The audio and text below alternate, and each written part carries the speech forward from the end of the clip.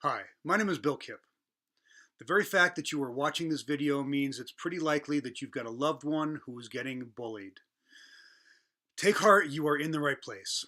Now, my history, I was bullied as a child, and it really impacted me in a big way, but it also became my driver, and it still drives me to this day to help other people deal with the devastating effects of bullying so that they can live lives of safety and confidence. When my son was 8 years old back in the 90s, he was being bullied. And so that prompted me to create this program. And since then, we have trained thousands and thousands of kids across the world to stop the negative effects of bullying and to get them to take control of their lives. So I want you to take heart again, take some big deep breaths, and the purpose of this little program, this Parent 911 kit, is to give you some things that, one, you can do to take care of yourself, because just like when you're on a flight and those oxygen masks drop down, you want to put yours on first before your child. So we're going to have you take care of yourself so you can get on a baseline and come from a centered place to then help your child. We're going to teach you 3 simple things you can teach your child in the next 24 hours. They're going to go a long way to get them started back on their road to safety and confidence. So take some big deep breaths. We're going to actually have you start with that when we kick into this. But again, thank you for your trust in us, and take heart.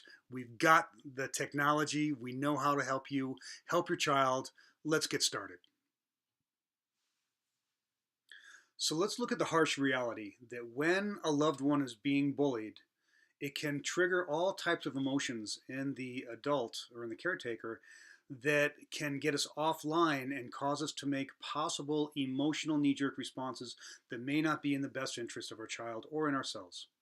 So the first thing we're going to do is we're going to make you a functional expert in the effects of bullying so that you can be in full control of yourself and you can teach your child how to be in full control of themselves as well. So I'm going to take you through a graphic here. We're going to take a look at it just to see what is happening inside us that can get us to go offline so that we can then learn how to bring ourselves back online when we do get triggered, because chances are we're human beings, we love our kids, and we're going to get triggered. The key is that we want to be in control of those triggers versus them controlling us. So let's take a look. This is a graphic of what happens when someone gets triggered by a stressful, intense event, which is very akin to what you are experiencing right now. So essentially what's happening is that the body goes into autonomic fight or flight response. It's not a full fight or flight response, but it's still happening very powerfully in the body and in the emotions. The key thing is that when we get triggered, our cerebral cortex, the thinking part of our brain, goes offline and the primitive amygdala comes online for that fight or flight survival response.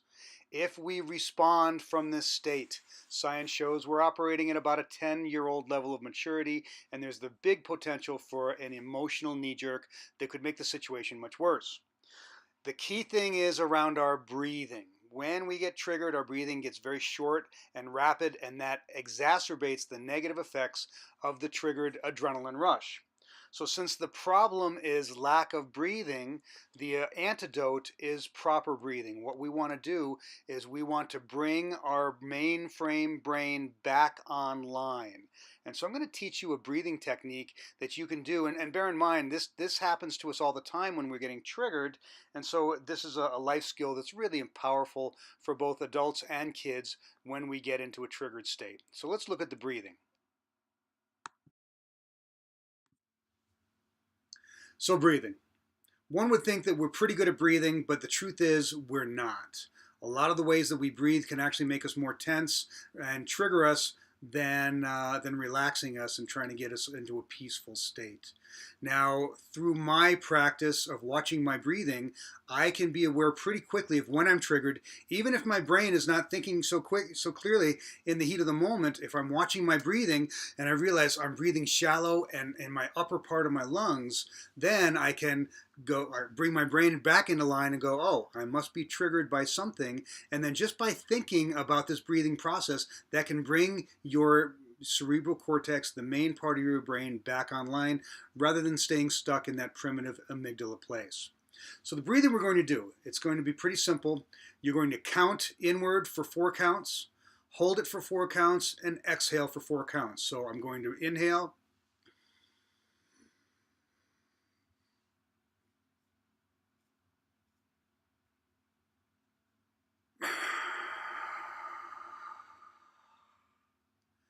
And I'm going to repeat that 3 times.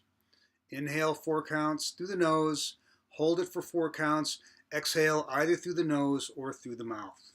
And again, as you do this with more practice, just doing a few of these, you'll find you'll come out of it much more clear-headed, much more relaxed, and that's the place you want to be to go help your young one who needs you to be their hero.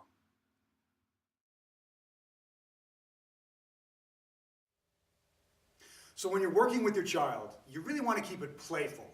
Bullying is such a serious subject for both the child and for you. So the more playful you can keep it, the better results you will probably have with your child.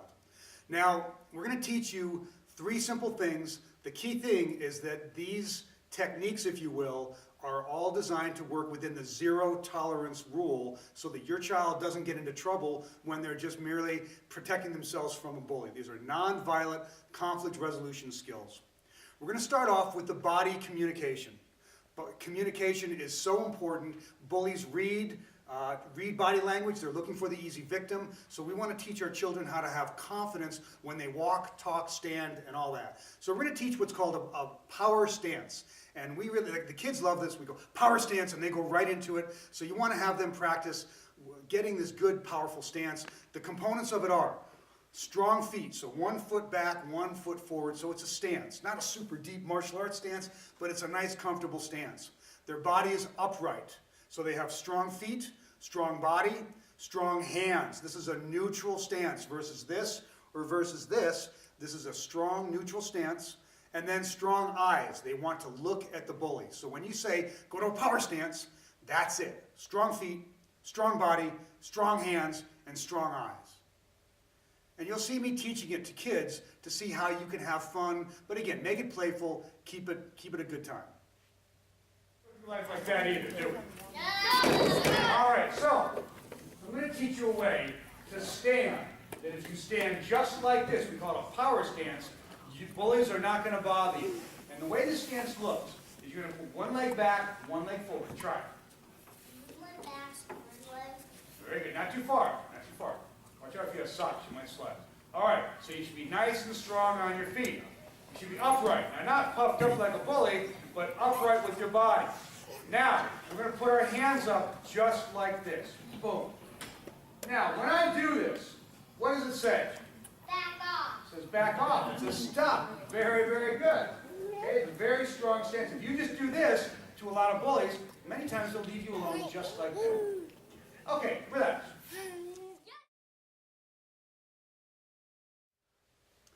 Once you've covered the power stance, then we want to introduce the concept of distance. Now, distance is our friend, but it's one of the first things that gets compromised in a bully situation by either letting the bully come into the victim, or if the victim is kind of aggressive, they might step into the bully space as well, because we never taught kids appropriate proxemics in these situations. So our rule is going to be, we're going to keep 2 footsteps away from the bad guy, from the bully.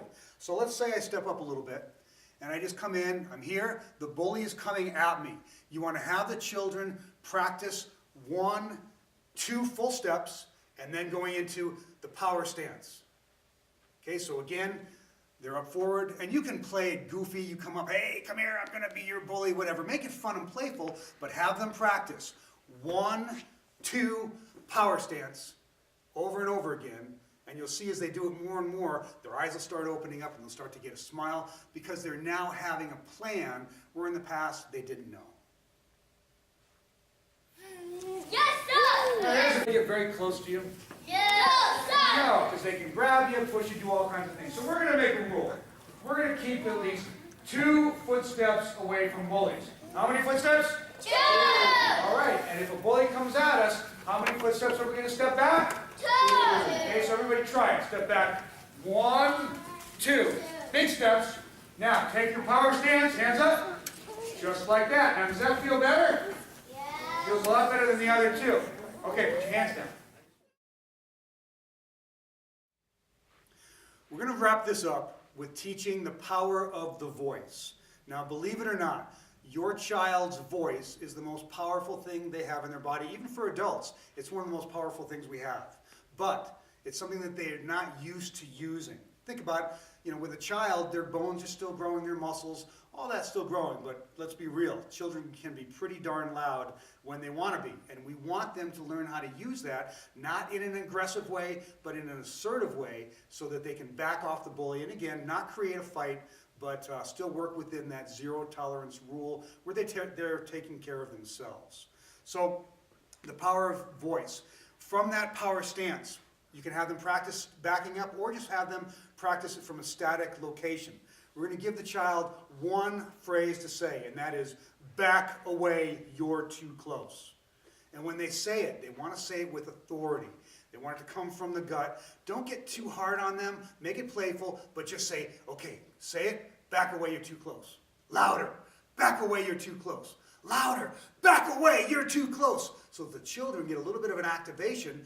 They're keeping their distance, applying the assertive communication from the power stance, and using the power of their voice in an assertive, non-provocative way to ward off the bully.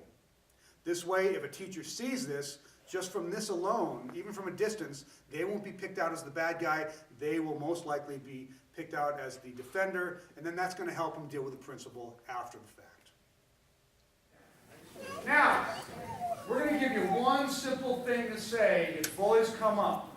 And we're going to say, with our power stance, back away, you're too close. Now when you say it, you don't want to scream, back away, you're too close. But you want to say it strong. Back away, you're too close. So everybody come back on this line. All right, let's just practice it right here. Power stance, let's go. One leg back, one leg forward. Strong feet, strong hands, strong eyes, and we're going to do a strong voice and say, back away, you're too close. Say it. Everybody say it together, just right there. Back away, you're too close. Say it. Now, if the bully doesn't go away, say it again louder. Say it. All right, way to go. Give yourself a hand. Okay, let's do a recap. We covered the all-important parent self-care piece so that you can get yourself to a solid baseline to help your child. We introduced the power stance. Strong feet, strong hands, strong body, strong eyes. Have them practice it over and over again. Power stance. And you'll see each time they do it, they'll get a little more confident. Introduce the concept of distance. Stepping back, 1, 2, and then power stance. Over and over again keeping it fun and playful. And then introduce the power of the voice. Back up 2 steps, take your power stance, and then verbally, back away, you're too close. Back away, you're too close. Back away, you're too close. Have them get louder and louder as they gain their confidence. Now, don't push your child. If they're not getting real confident and loud, don't push them. Keep it very positive, very playful, and then over time, they will get stronger and stronger. So, have your child watch the videos with you and have them practice it with you as well. And then when you get into the DVD, have your child watch the salient pieces. There's a written handout that will guide you through how to best optimize the use of the full DVD. Finally, don't underestimate how much your help is really impacting your loved one. You being an ally is so important for them, and even to be their hero, because that's what they need now. So good luck. Stay safe out there. Take lots of deep breaths, and thanks for watching.